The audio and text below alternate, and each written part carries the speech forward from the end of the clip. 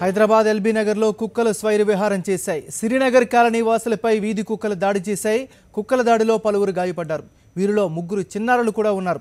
దీంతో ఆగ్రహించిన స్థానికులు కుక్కను కొట్టి చంపేశారు. దీనికి సంబంధించి పూర్తి సమాచారాన్ని మా ప్రతినిధి సురేష్ అందిస్తారు. సురేష్, చెప్పండి, కుక్కల దాడికి సంబంధించి మీ దగ్గర ఉన్న సమాచారం ఏంటి? ఎంతమంది గాయపడ్డారు? నాగరాజు, ఏదైతే ఎల్బీ నగర్ సిరినగర్ కాలనీలో కుక్కలు రోజు రోజుకి సరైన వ్యవహారం పెరిగిపోతుంది. ఈ రోజు స్కూల్ కు వెళ్తున్న 3 చిన్నారులపై దాడి చేయగా మరో యువకుడిపై దాడి చేశాయి.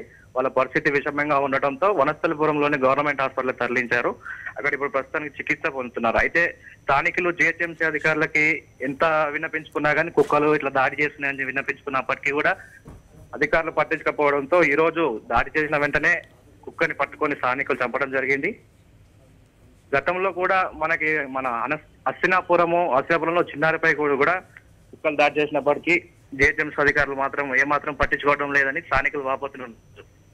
అయితే సురేష్, ఈ ఘటన తర్వాత అయినా అధికారులు ఏమైనా చలనం వచ్చిందా? వాళ్ళ దగ్గర నుంచి ఎలాంటి ఏర్పాట్లు ఉన్నాయి? మరి ఇప్పటి వరకైతే జిహెచ్ఎంసీ అధికారులు మాత్రం ఎటువంటి విధంగా స్పందించలేదు నాగరాజు.